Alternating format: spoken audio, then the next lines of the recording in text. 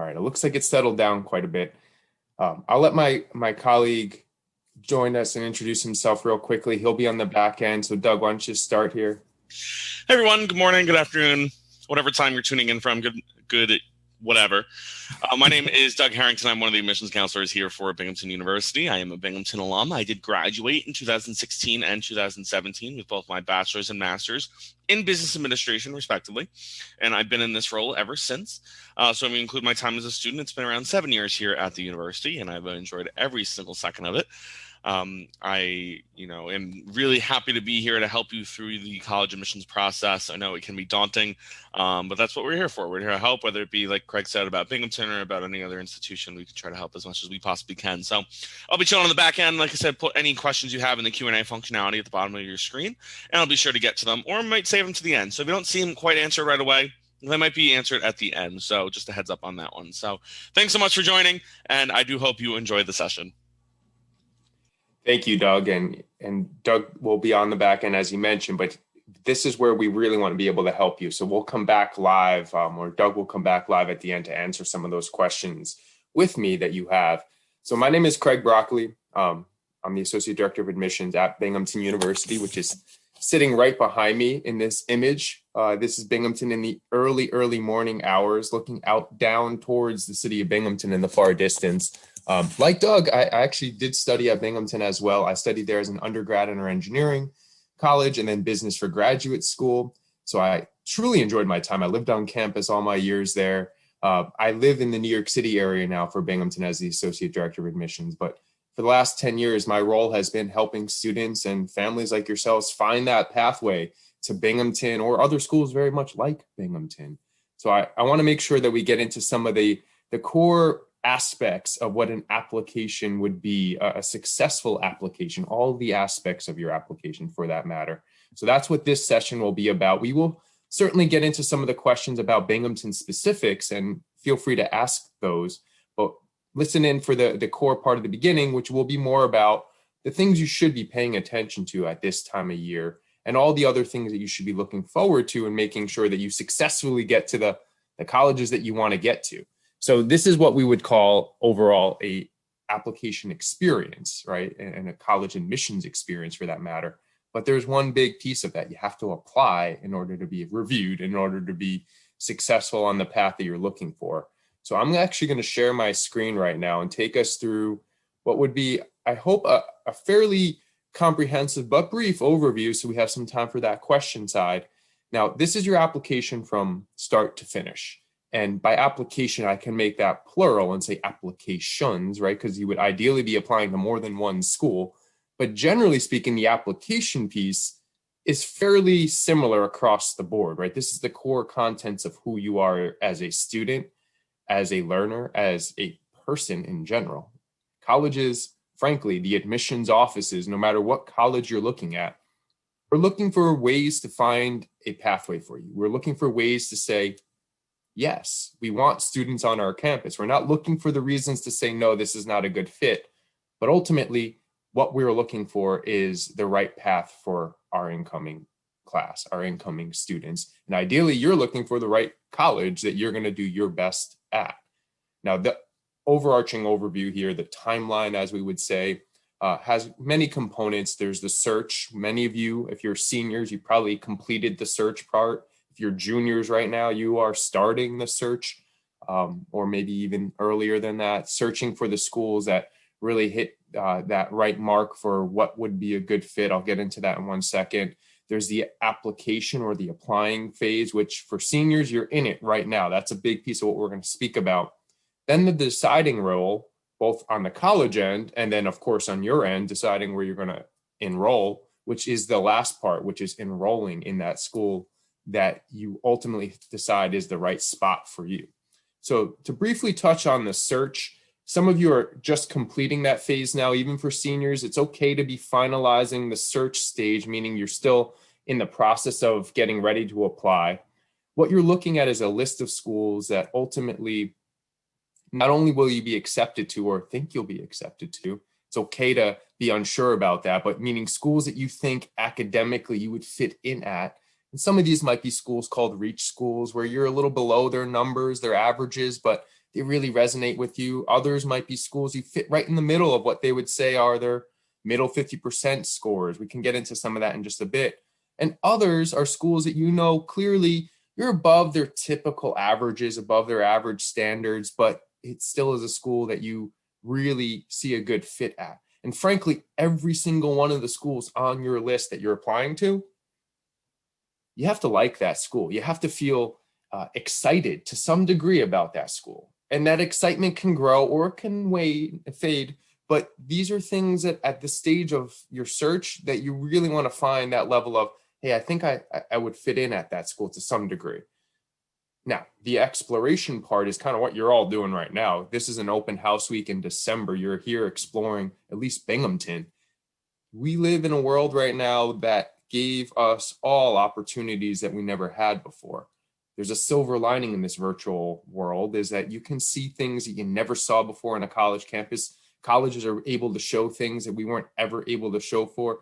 Doug, who's on the back end, who was influential in bringing up a Campus 360 program at Binghamton University, where you can see different aspects of campus that you probably weren't able to see on a tour if you were visiting campus in person. What I'm getting at is we want all of our students, and frankly, all of you should be exploring consistently throughout this year. It's not something that you can get done in 1 week. All right, let me go look at all my colleges now. You should be tuning in, doing these sessions, 30-minute sessions, going onto a Zoom chat, doing all these different aspects to explore, is this school the right fit for you? Which gets into those questions, right? Diving into what type of classroom environment am I looking for? What type of student body do I resonate with? Am I a collaborative student? Is the vibe I'm getting from all this different content that I'm exploring, is it giving me a collaborative vibe, or am I more of a competitive student? Is the college showcasing some of the more independent, competitive work that the students are doing? These are all the things you should be questioning and thinking about.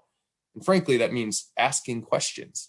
And it could be via the chat like you might do right now. It could be unmuting your mic if it's a session that allows for that and asking a question to an admissions representative or a current student on that college campus. This is your opportunity to do that.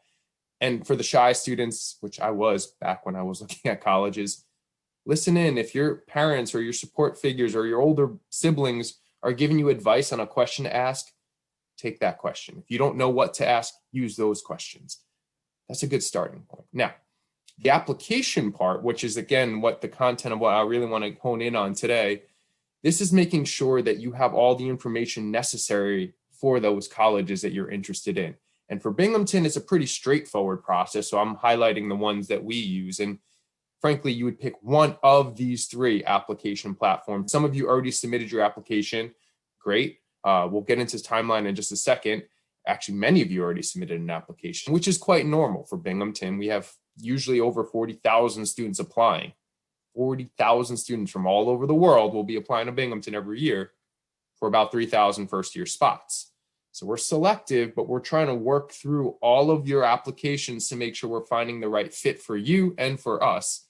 Now, the application types, there's the common application, which is most common because a lot of colleges are on the Common App. There's the Coalition application, which is another universal application platform. Many colleges are on that. And the SUNY application platform, which many of the SUNYs are on. Now, you would pick the one that works the best for you. If every one of your colleges are on the Common App, sure, that seems like it would make sense. If all of your schools are on the Coalition app, okay, that might make sense for you. If you're only applying to certain SUNYs and that was the only application that you saw fit, great. They're basically asking you for the same information. They're just going through a third party in a different way. So one would go through SUNY, one would go through Coalition, one would go through Common App, and eventually it gets to Binghamton. Now with that comes in this other piece, application fees. So I want to call out the fee waiver part of the process here. There are always going to be students who qualify for application fee waiver. I'm going to show you some of those in a screenshot at the end. Generally speaking, though, Binghamton as a university, we're a state university, we're a public school. We don't offer fee waivers. We actually don't control the application fee. It's hosted by a third party. So our only role in this process is being able to approve a fee waiver. And that fee waiver needs to meet the standards that the state of New York requires for a fee waiver approval. So these aren't things that we're determining at Binghamton. These are things that are predetermined already. A lot of it is income based or situational based, so which is also based on family income, right? If you qualify for SAT or ACT fee waiver, College Board fee waiver, free and reduced lunch, if that's something that you have an opportunity at your school for. There are a number of opportunities that you could qualify for a fee waiver, but it's not just a determination that Binghamton will be making just based on your own individual situation. So that's the tricky part. Whereas some private colleges and universities, they have a lot more freedom to make that decision. So I always recommend that if you think finances are tight, which I know they are this year for many, many families, be wise and ask colleges how that process would work. It's a little tricky for the state schools to qualify for a fee waiver if you don't already meet the standards that are set by the state of that where that college is hosted. Now, with that being said, there is always that process of a fee waiver approval through a committee. Just make sure you're asking these questions, and I'll again show you some of what these fee waivers would look like. Now, in terms of deadlines, applying to colleges, every college out there probably has some variation of this. The schools on your list, the one that you built on your search list, you should be in the know. What is their application deadlines? What do they look like? For Binghamton, we have early action and regular decision. So early action, which came up on November 1st, that was the early action deadline for juniors. Think forward. That's a great time to apply by if you're ready to go by the fall. Now, early action is a early review period, which means we're reviewing applications for early action right now. Many of you may have already applied for early action. We release decisions typically anywhere from late November, December into mid-January. This year it's a little slower, but we'll probably have those decisions. Well, we will have all our early action decisions out by mid-January. Now, what that does is let you know sort of where you stand in the process. The advantage is it kind of gets the weight off your shoulders a bit if you were ready to go, but it also gives you some perspective of kind of where you fit on one of those schools on your list.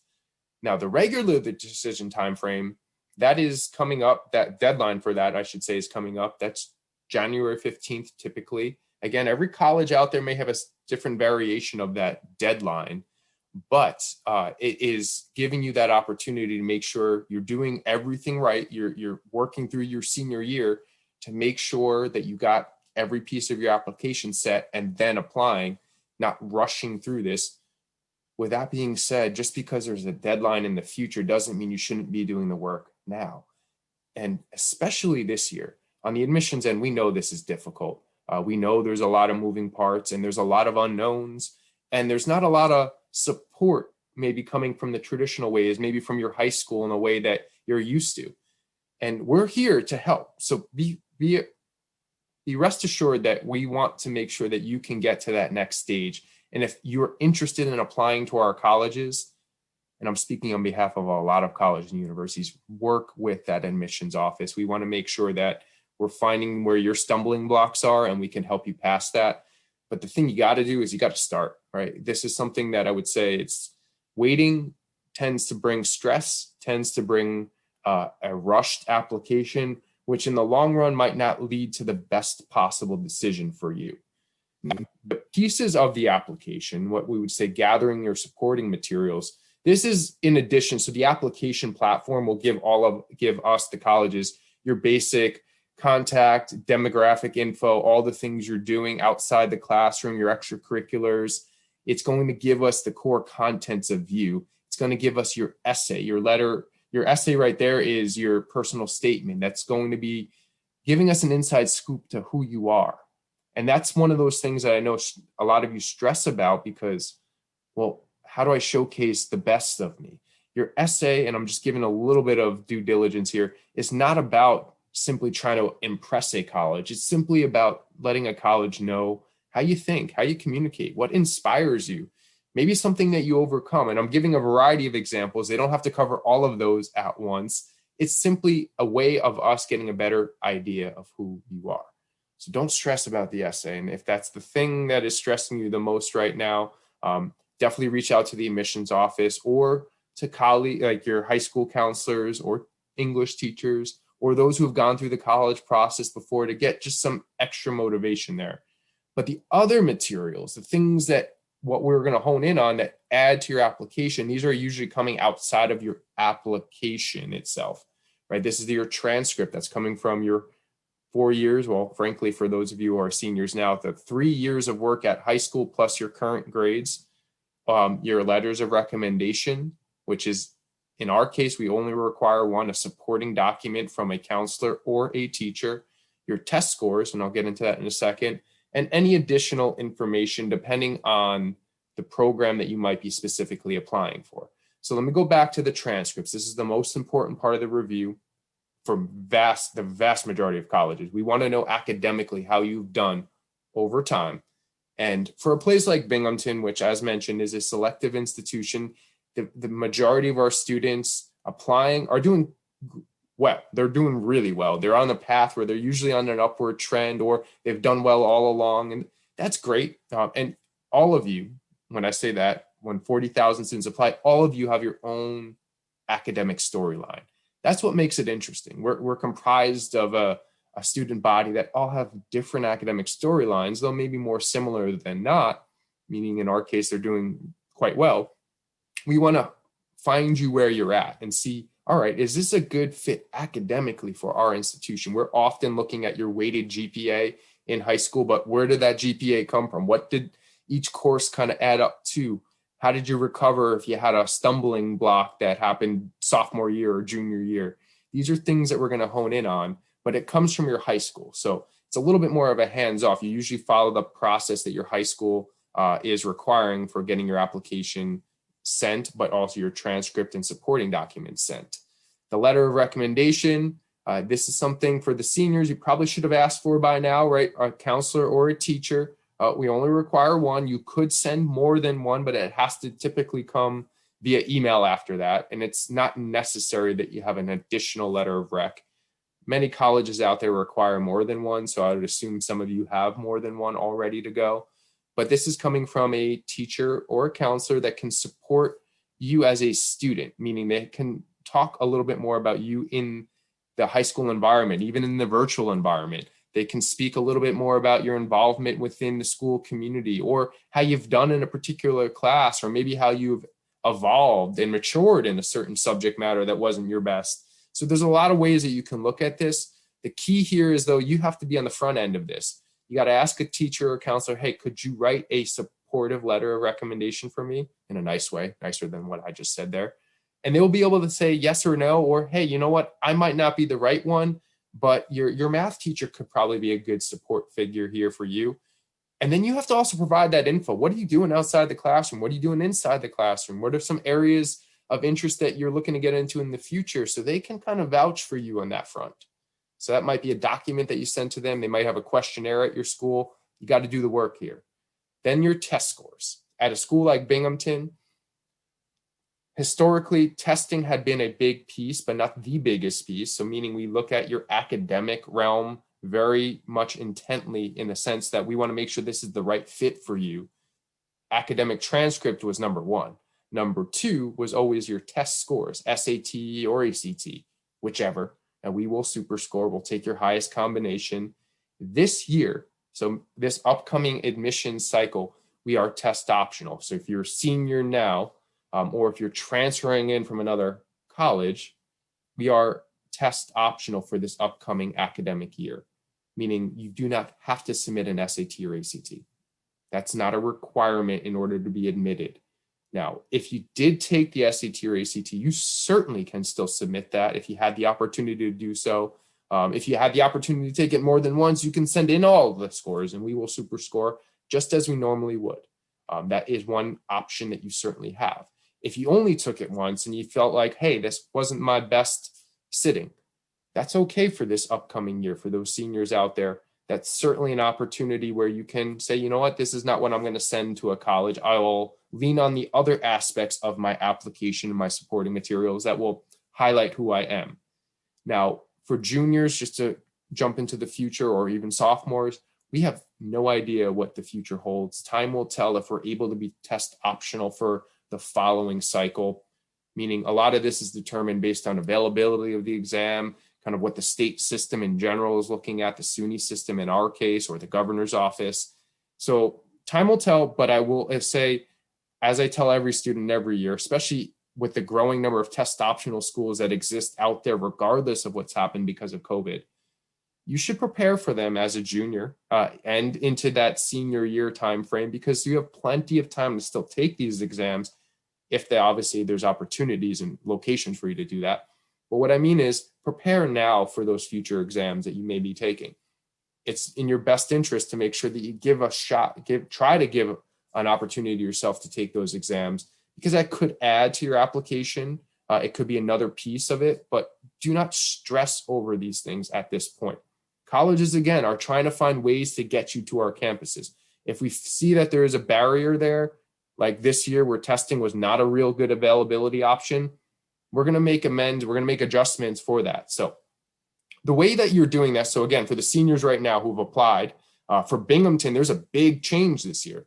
We are test optional, but that also means you have to let us know whether you're submitting or not submitting your test scores. And you certainly could say that on the Common App, but that's something that's universal for all colleges. I will say this, and I'm speaking beyond just Binghamton, many colleges need to know specifically for their college, are you going test optional? For Binghamton, this is the big change. On your application portal or your student portal, so once you apply to a place like Binghamton, you usually get a follow-up email. You're going to get a lot of emails, I'm sure. Binghamton will send you an email that confirms, hey, we received your application. Here's your login information. So basically what you're doing with that login information, you're creating a status checker through your stored student portal. So you can check the status of your application. Everybody must do this for Binghamton. In that student portal, you'll see a form right down in the middle of the page. It says, yes, I want to submit test scores, or no, I do not. You must do that. You must make that decision. Your application will not be complete until you do that, meaning we cannot review your application until you say yes or no on your Binghamton portal. And that's that test optional form. And if you are submitting test scores, or if you said, yes, I want to submit my test scores, and maybe you just took the exam, guess what? You can self-report your scores. You can just type in your scores for free. You don't have to pay College Board to send them to us. Not at this stage by any means. You simply just have to type in your scores, SAT or ACT, right on your student portal. So again, there's another powerful piece of that student portal. Now, there are additional documents depending on the program you're in or applying for. Binghamton, for example, has the EOP program, the Educational Opportunity Program, which is an amazing opportunity for students who are doing quite well, but maybe just falling below our averages. Financially, it's always been a tough thing back at home, wherever you're coming from. The EOP pathway is an excellent pathway as an opportunity track, and there are many other opportunity programs throughout New York State at different colleges, but they often require additional financial review, which additional financial documents. That is something that you always have to be checking your status checker and your email for that, and I'll get into that. Homeschool applicants, there may be some additional documents you need to submit. Special talent review, right? If you want to provide a special talent, at Binghamton, starting January 15th, we open up a special talent review process for any student who's still in the application pool there. So if you're an early action decision that got deferred to regular, that's January 15th. Hey, if you have a special talent, speech and debate, dance, music, art, studio art, theater, you can submit a portfolio or a recording in a special talent process. That is something else in addition that you might want to supplement your application with. All right. So what are we doing now? And this is specifically for your seniors. Juniors, you're definitely exploring. I hope you're taking notes now so you're ready to go early next year. But the seniors, you should be applying. Many of you already did. I know that. But apply if you haven't yet when you're ready. And obviously keep the deadlines in mind. You don't want to be going past those deadlines. That definitely could be a deal breaker for some colleges, or it could certainly put you on a pathway that doesn't put you in the right time frame for a true adequate review. So you got to really pay attention to those deadlines. Try not to wait until that deadline. You want to make sure in your mind, at least you're saying, you know what, I'm going to submit that a week before the deadline. Even if there's a little bit of a technical difficulty, you still have some time on that. Now, grades will matter. Senior year grades matter. Your upward trend overall matters, especially if you're starting to apply now. We're probably going to be seeing your mid-year grades. So that means we have a better idea of even how you've done in this new environment. So keep that in motion, keep those upward trends going. Make sure that you're not taking your foot off the pedal here. Ultimately, you're going to be admitted to a college, and ultimately you have to send your final high school transcript to that college. And that's going to be in, say, June, July, sometime in the summer. At that point, colleges see exactly what happened senior year. And if you went in the other direction based on what they admitted you as, that could leave you in a very difficult situation in the middle of the summer saying, hey, the school I decided to go to just said, hey, we're rescinding your application because we did not see strong senior year performance, or we did not see a continuous trend where you took a deep dive and you're not quite ready for our institution yet. So senior year grades do matter. Doesn't mean you have to be well above what your average is now, but you got to keep that consistency going. Now, the FAFSA, your federal financial aid documents. For Binghamton, we only require the FAFSA. We don't require any other documents if you're looking for financial aid. If you're looking for financial support through our financial aid office. That opened up as of October 1st. It's based on taxes from 2 years ago. So you should have the availability if you're using your family's tax forms for this. If you're deciding you're applying for financial aid at Binghamton, we're a public school, right? So what we're really looking at is state-based financial aid, federal financial aid, and some institutional funds, depending on the year and where we can support our students. We're not typically known as a merit scholarship school, meaning a lot of the funding that we may be able to give out to students has some level of a need component. So you should be completing the FAFSA if you're thinking about any form of financial aid or any form of exterior or partial scholarship that we are able to give out. January 1st is the recommended filing deadline. So make sure you are working to get that done soon, right? And that means submitting it to all the schools that you have applied to. So you might go through it once, submit it to all the schools, and you have to reopen your FAFSA. You don't have to redo it, but then select other schools to add to that. You want to make sure you get that in by January 1st in order to have the adequate time to get your financial status reviewed for what we can give as support, or the state or federal government can give as support. And of course, in this virtual world, you want to be cultivating those good habits. You want to be understanding what it's like to develop if you're taking classes online right now, and where are your strengths, where are your weaknesses, what can you improve in? These are things I want you to start thinking about while you have a different learning environment. College is all about adjusting. That's what it is in the long run. You're going to make a big adjustment when you go to college.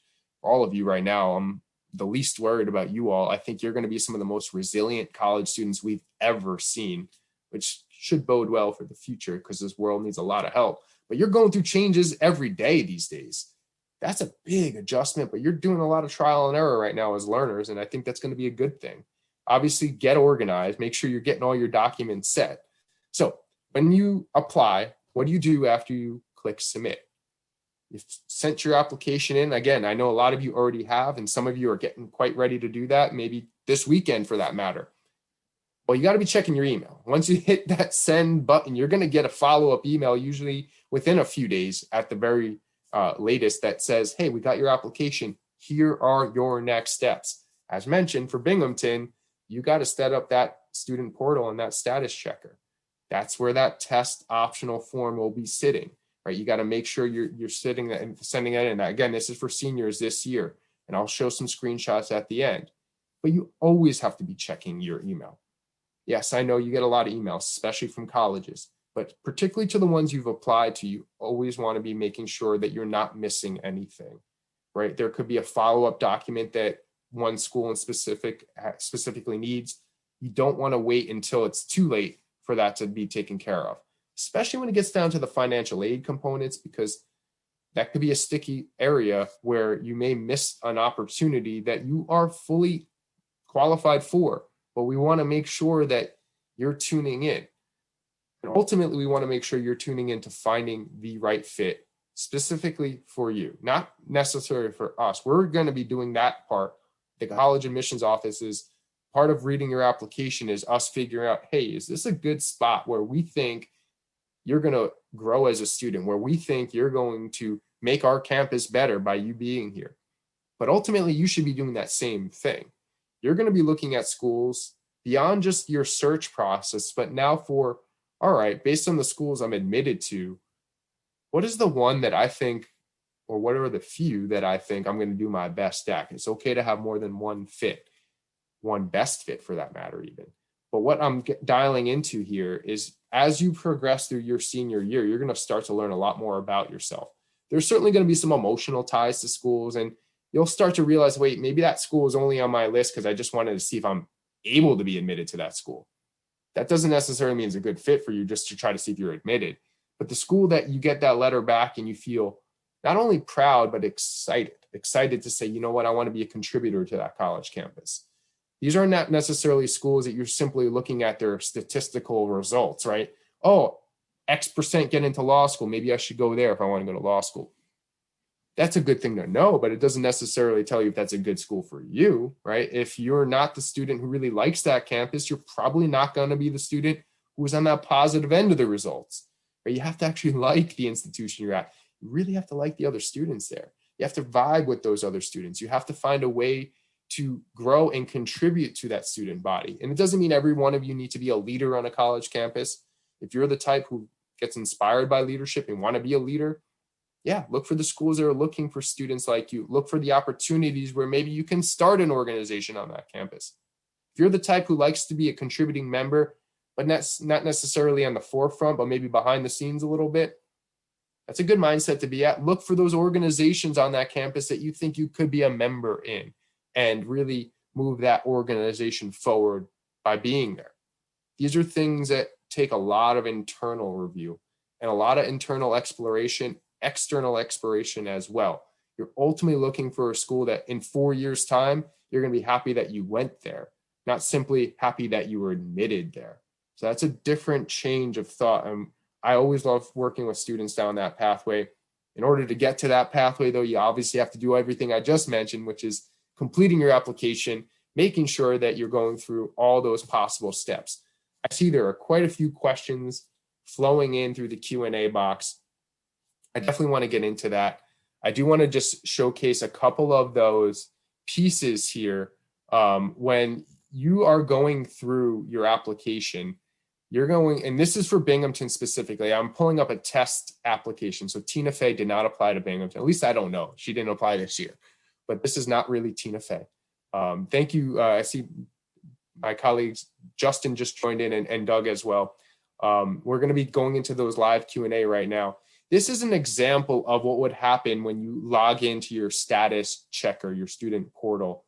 In this case, Tina Fey has an outstanding application fee, so it's a $50 application fee. So she's able to submit that application fee payment through Binghamton in this case, based on how she applied. And as you scroll down, there's this application checklist. And there's a lot of stuff on this checklist. Not everybody will have this same looking checklist.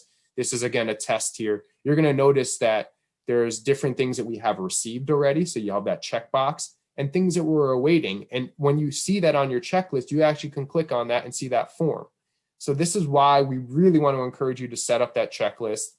But there's an additional piece here. So if she had not done this, it would be here saying, submit your test optional form. The entire application would not be complete unless this bottom part, thank you for submitting your test optional form, was done. That is why you all need to do your application checklist. So I want to just bring up how you'll get an email once you submit your application on how to do this. It's a fairly straightforward process, though I know it can be confusing because there's a lot of moving parts. Always feel free to go back. This is right on the Binghamton admissions page about activate your admissions count. This is where you'll see the steps in order of what you need to do. Basically, in that email, you're going to get your student ID, which is basically your first letter of your first name, part of your last name, and a number, right? So that's going to be your ID that you log in to set up a password. And there's 8 steps here, but really the first 5 are what you need to do on point, right? Going to this one page, password.binghamton.edu, where you go through the steps. You're going to get a code, not a PIN. If you're getting a PIN, you're doing the wrong step here. A code, CODE, right? You're going to get a code to confirm your application, your password. And once you go back and confirm that, then you could go down to the status link. This is to check your application status, and you'll be using that password. All right. So The financial aid form, I just want to put this out there. I could throw it into the chat in just a second. You should all be getting to that stage if you have applied to submit your financial aid documents. So this is how you apply for financial aid. This is how you set up the FAFSA if you've not started that already. There's a whole lot of information on our financial aid page. This is where you'll see a general overview of what the FAFSA is. I know I'm scrolling through this quickly. It's going to tell you all the benefits of doing this and what you could be eligible for. And this is going beyond just even the Binghamton specifics here. So definitely tune into that and ask us questions if you have that. Now, I mentioned fee waivers earlier. Again, Binghamton, we're a public university. We're not providing fee waivers, but we're able to approve fee waivers if you meet the state set standards, which again, we're a SUNY school. So the SUNY fee waiver form is a pretty straightforward version of this. It's based on annual income, which I know is not necessarily the fairest way of looking at this, but it's set by our state that we're a part of. So you can go through the number of people in the household and what the annual income is, and you can see there if you qualify for the SUNY fee waiver. That could be if you applied via the SUNY app, you send that to SUNY Central Processing Center. If you applied to Binghamton through the Common App or the Coalition app, but you still wanted to use the SUNY fee waiver, you can do so, meaning you qualify based on the income standards. That will just have to be sent directly to Binghamton. It could be sent via email from your high school for that matter, but it's just a form that you would fill out and get signed by you as a student and the person in the household. You would also need your school to sign this, all right? Your college, if you're transferring, or your high school, that verifies that. Common fee waiver that we see is a NACAC fee waiver. This works quite well for a lot of students because it gives you a little bit more variation of what you can be approved for. It's same thing. You got to fill out all this information. It's sent specifically to a school, but you're going to see the economic needs section here. There's a number of different variabilities that you can check off, whether you're eligible for a testing fee waiver, if you're part of a free and reduced lunch plan at your school, if you're a ward of the state, right? These are opportunities that you can check off on. There is an other section. I will say this as a warning. Again, Binghamton is only able to approve fee waivers set by the state standards. If you're checking off other, we know there's a lot of financial hardship, especially this year. You have to be very mindful that it's not going to be guaranteed to be approved just because you check that off. And that actually is the trickiest part of this all. For example, if there was a loss of employment, which we know a lot of families have gone through that could be approved. There needs to be supporting documentation eventually set. So you might not be approved initially. Then you have to send a supporting document, a letter from your employer. Other standards could have to be met there. So just keep that in mind. And that's why I always recommend that, yes, Binghamton, we want to make sure that you can get to our institution, and that if there's a barrier, particularly a financial barrier, we're helping you overcome those. Make sure of all the schools on your list, you're asking every school for their policy. Again, a lot of private schools may have a lot more leeway in the ability to approve these because they're not subject to a state review there at the end of the day. And then in addition to that, make sure that of the schools that you may have to pay the fee waiver for, these are definitely schools you want to be at, right? This is not about just collecting application admissions trophies. You got to really be mindful about this. This is why I always tell students, if you're doing a good job with your search in the beginning, that beginning phases, your application list should be a solid list, but not a list that you can't even remember the names of the schools on your list, right? There, in some students' cases, that might be 3 or 4 schools that you apply to. In others, it might be 12. I don't know. It might be a little more, it might be a little less, depending on your situation and where you're coming from. But you don't want this to be an extra numerous list that you're worried about all these documents for each individual school. All right. I know we've been speaking for, or at least I've been speaking for quite a bit, and there's a lot of questions out there.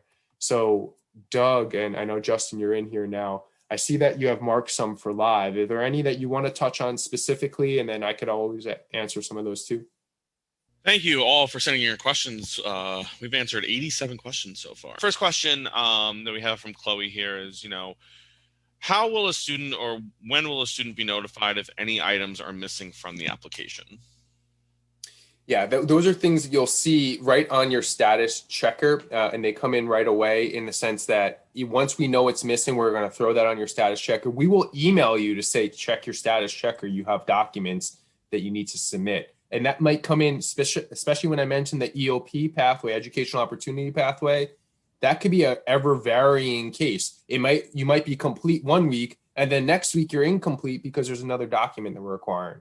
So either check your email every day or know that you should be checking your status checker every now and then. And my colleague Justin on the other end is a big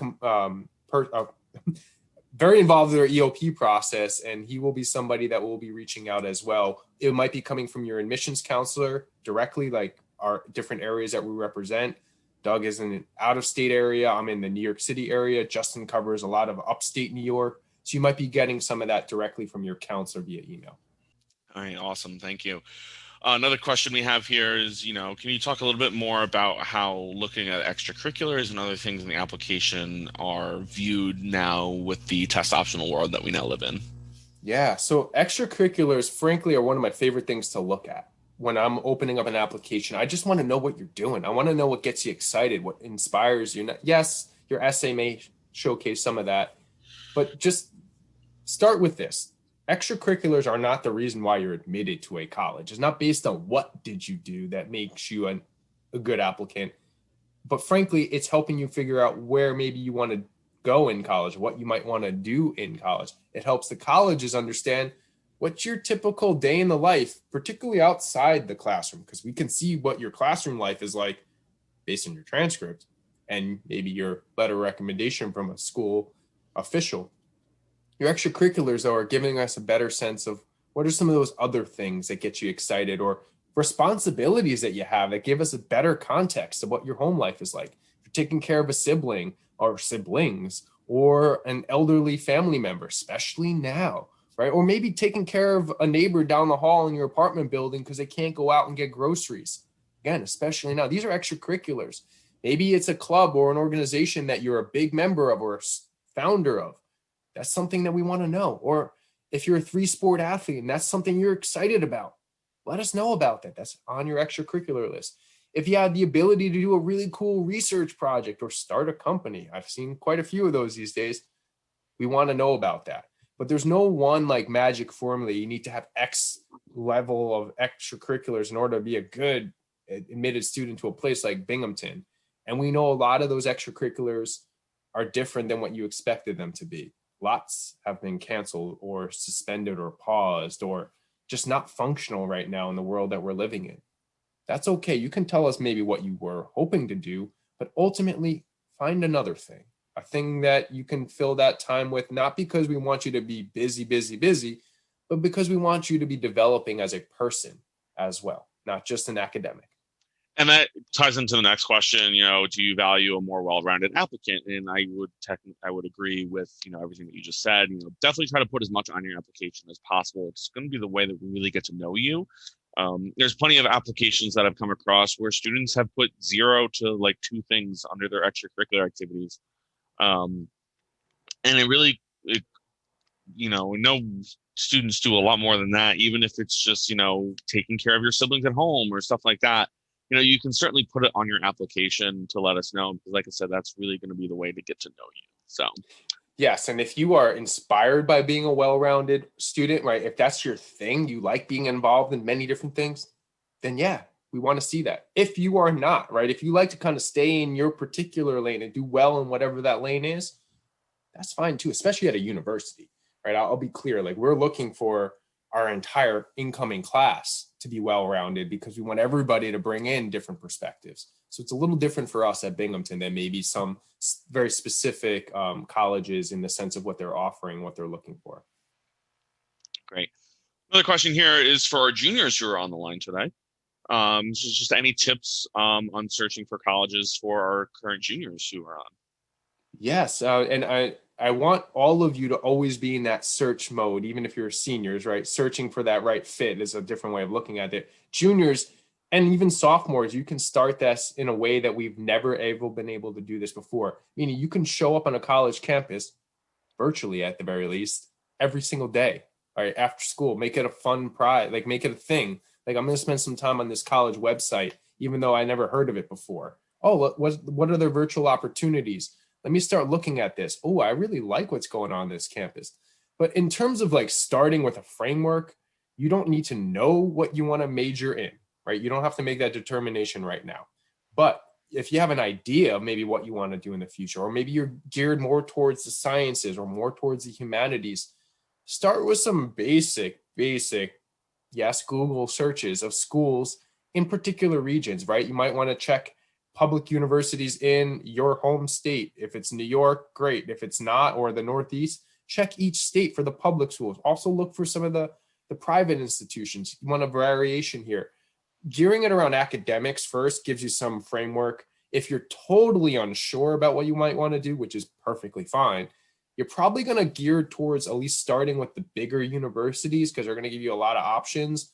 And then spending some time on those web pages, you're going to notice, all right, I like the array of offerings, or wow, this is way too much. And then you might start honing it down a little bit. But make sure you're dedicating some time to escaping your home place for whatever it is and virtually going to visit these schools.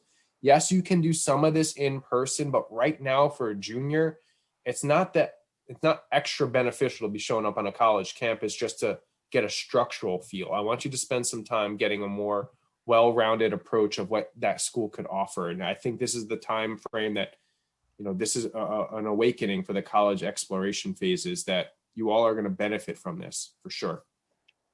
Awesome.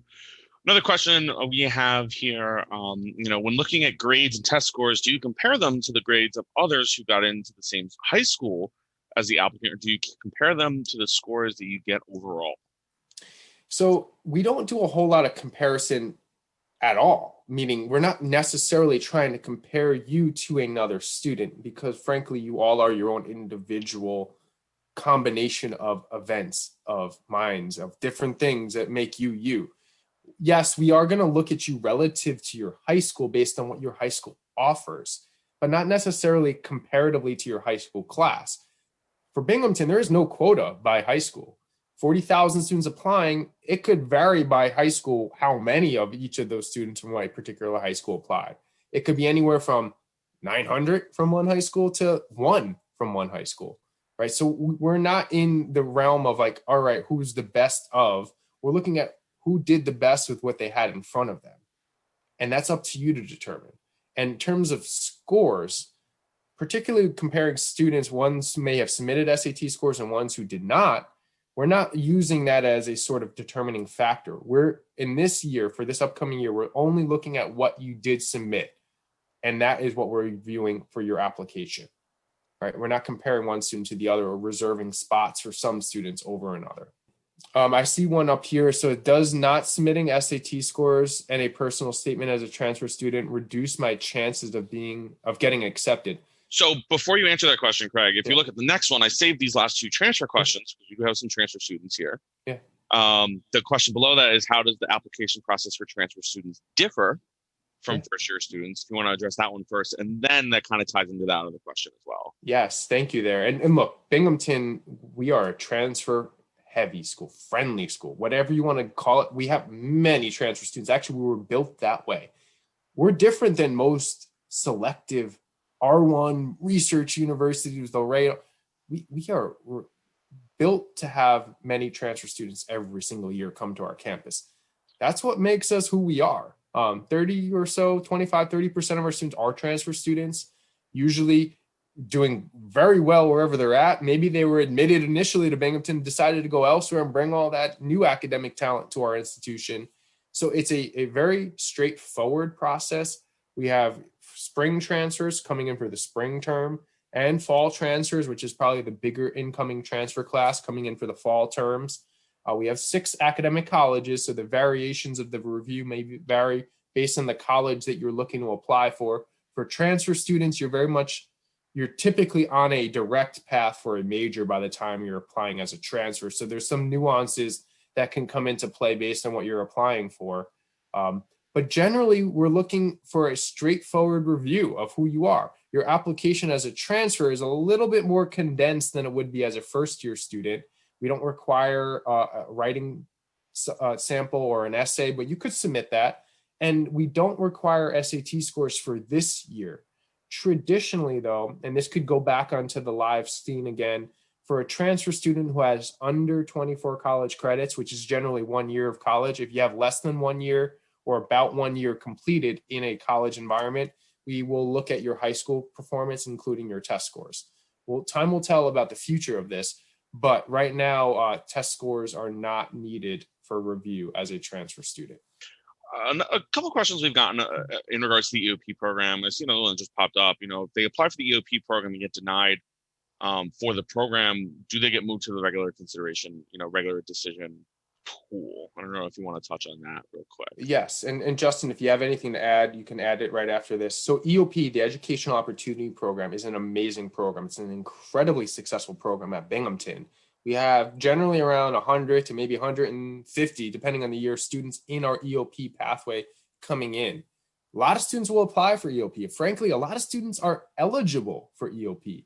Binghamton academically has the highest EOP averages. So you might be EOP eligible based on your grades for Binghamton, but not for other SUNYs or each HEOP schools based on your grades overall. You might be a regular student for those other schools. So rest assured, we have a lot of really talented students coming through EOP. We're looking for that pathway. I recommend that if you think you qualify for EOP, financially, it's a straightforward review. It's based on number of people in the household and total income, right? You can look that right up on the SUNY.edu page or Binghamton's EOP page on our admissions page. It'll give you the breakdown. Check financials first, see if you qualify. And two, academically, if you think you may qualify, one way to look at this, generally speaking, every year it's a slightly different variation, but EOP students last year, the majority fell between like an 85 high school average up to like a 93 high school average. Really good students. So again, that might mean you're not EOP elsewhere, but you might be EOP for Binghamton. You should mark off EOP and go through that process. The earlier, the better, because first and foremost, we're academically going to review and say, hey, is this a good fit for you? If we think you're above our EOP standards, we're not denying you to EOP. We're just moving you over to regular decision. And that's a good spot to be because we think that would be your best pathway. If you're denied to EOP, that means you would have been denied to regular or other programs. It's not the end of the world. That means we think there's a better fit for you out there, at least initially. In fact, a lot of students who may have not gotten into EOP, we will see right down the road in a year or maybe 2 years as a transfer student to Binghamton, coming even from some other EOP programs. So yes, if you're denied to EOP, that means this wasn't the right fit pathway, but we may move you out of EOP based on your academics or your financial qualifications to a regular admissions review at some point. So the earlier the better for EOP, because this does take a lot of time. Earlier the better to submit your application. We got another question here. A student submitted scores to other schools, but they don't want to submit them to Binghamton. Do they just take them off the Common App when they apply, or just fill out the test option and then fill out the test option form? So just to touch on that, you won't be able to remove them from the Common Application. Once you submit your Common App, it's done. There's no editing it. We will just not look at it and not mark it down in our system, anything like that. It's going to remain in your application, but we won't take it into consideration when reviewing your application. So you will still need to go in and fill out the test optional form to let us know that you don't want those taken into consideration. Yes. Is there something separate, like an essay, that you would have to submit if you want to apply for the honors program? So Binghamton has many different sort of intimate, nuanced, specialized programs. Some of those are first-year review-based programs, meaning they're invite only. You don't apply to any of them. Our scholars programs, our first-year research immersion program, our source program, first-year research for students in the humanities. You do not need to submit any extra documentation or anything of the sort. We are going to look at all of our applicants for any of these spots.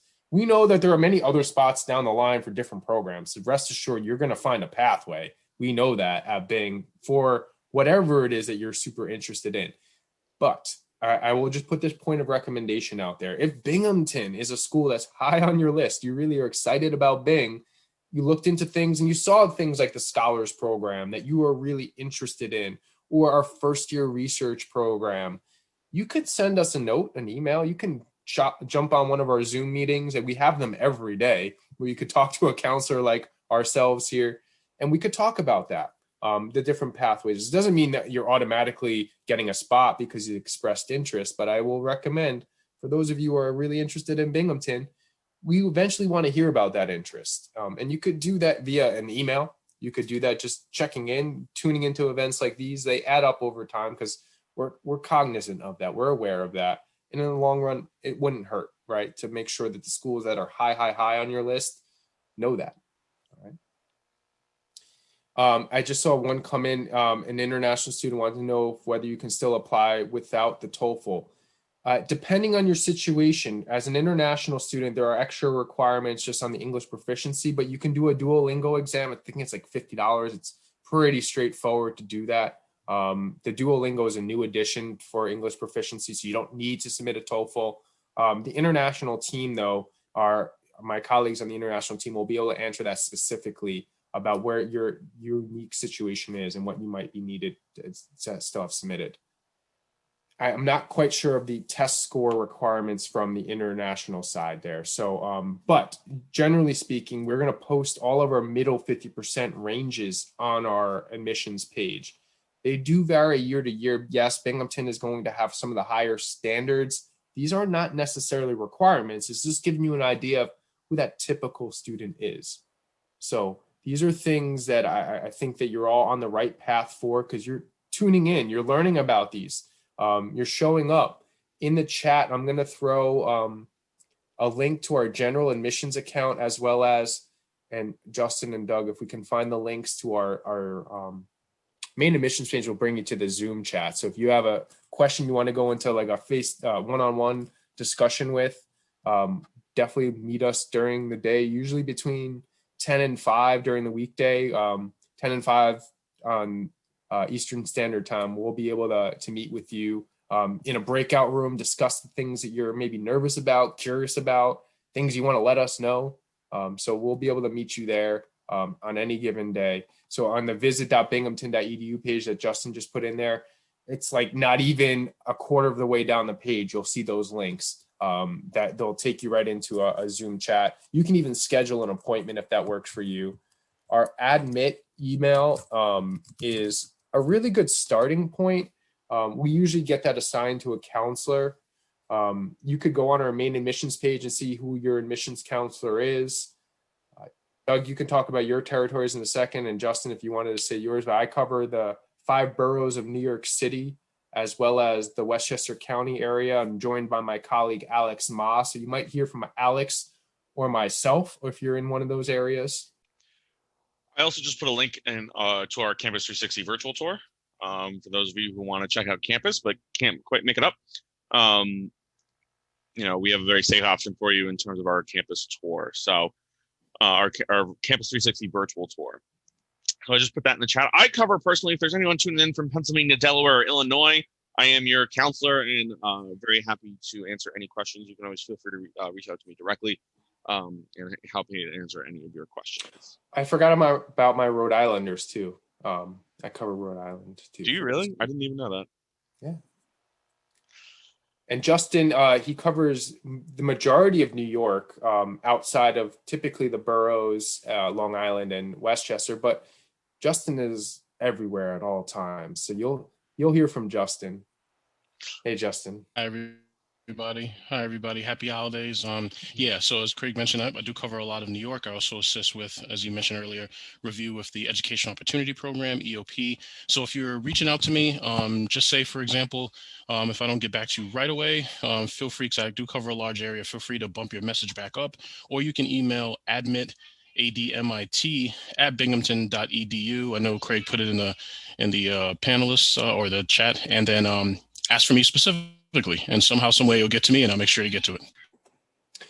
Yes, and I'm going to thank you, Justin, for that. And Justin, that's a good point. If you did not get a response and it's been a few days, don't feel ashamed by sending it again. I know I get a lot of emails. I see that number 2 pop up. Then I at least want to make sure we're getting to that. And if you didn't get a response from one person, yes, it's okay to kind of reach out to maybe the admin account at that point, because you're like, hey, I just want to get something cleared up, or join us in Zoom where you can get that direct answer very likely. I see a few more questions popped in before we close out. I know we're a little over on time. I just want to make sure these are some good questions that we're thinking about. Is there a disadvantage to applying closer to the deadline, less likely to be accepted or earn scholarship? Technically, no. I mean, look, if we have a deadline, which the upcoming deadline will be January 15th, we tend to be a little bit more flexible if you need to get documentation in after that. As long as your application is in by the deadline, we're going to be flexible with you. We know this is a difficult year. We know last year was a difficult year and it's compounding onto each other. There is not a disadvantage to applying closer to the deadline. We want you not to rush this. We want you to be confident in your application and how you apply. The thing I want to point out, though, is if you're ready to go, the advantage is now, right? Meaning we're not reserving X number of scholarship for students later on. Some schools might do that. So it's a good question there, Catalina, because you might want to be checking in with every school on your list. Is there a scholarship deadline? For Binghamton, no, there's not. We're not reviewing scholarship based on when you applied per se. We're looking at your FAFSA. It's essentially what we're looking at here for a lot of our financial aid and support. But you want to make sure that you're getting your application in a timely manner. The deadline itself is guarantee you a full review. If it came in after, say, January 15th, it's not that we're throwing your application out, but you're getting into a shorter time review window, and that might not help your application along. Are you accepting early acceptances for juniors? So juniors, your time to apply will start in August of this upcoming year. That's usually when the applications open. Common App, Coalition App, SUNY App, usually around then. That's when you can start submitting your application for Binghamton. There's no earlier time frame to apply. We want you to complete your junior year, obviously go in with some momentum, but you can log into those application platforms ahead of that just to get a feel for it. They're pretty straightforward, but it would be August 2021 is when that typically opens up. Excellent. These were good questions. I see 140 something questions, 43 questions are answered. That means you all hopefully were listening, but thinking, and that's great. Thank you, Doug. Thank you, Justin, for that. Always check in with us whenever you are curious about Bing, especially the seniors right now. This is crunch time. We know it's tough. Check your email, set up your status checker. Test optional form is a must for this year. All right. Good luck, everybody.